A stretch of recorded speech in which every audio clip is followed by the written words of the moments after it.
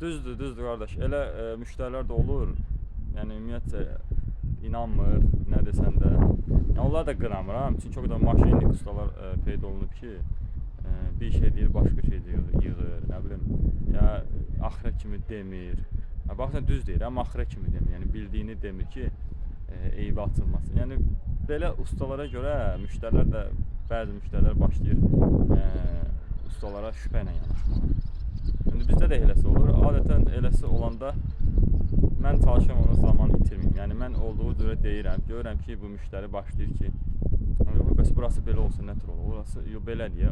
Görürəm ki, bu mənə şübhə ilə əvvəlcədən yanaşırsa, yəni mən buna nə məhsul versəm, bu narazı qalacaq. Ona görə elə müştəriləri belə deyim, xoşcasına yola veririk.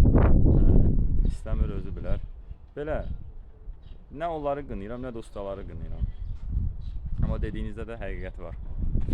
Amma yenə də canlı yox, mən məsləhət gördüm video çəkəsən. Çünki canlıda məsəl üçün sən canlı açmısan, canlıda gəldi, həmin adam baxdı, tutaq ki, indi vaxtı var, girib canlıma baxdı.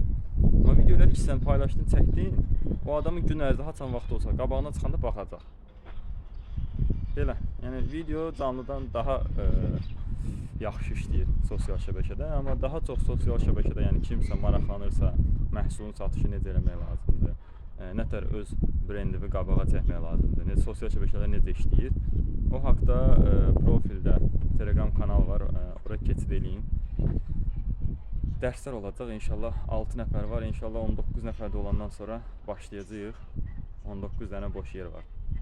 Yəni dərslər də bir də pullu falan deyil. Prosta yəni öz marağıma görə, öz biliklərimlə paylaşıram. Beləliklə. Esselamu aleyküm.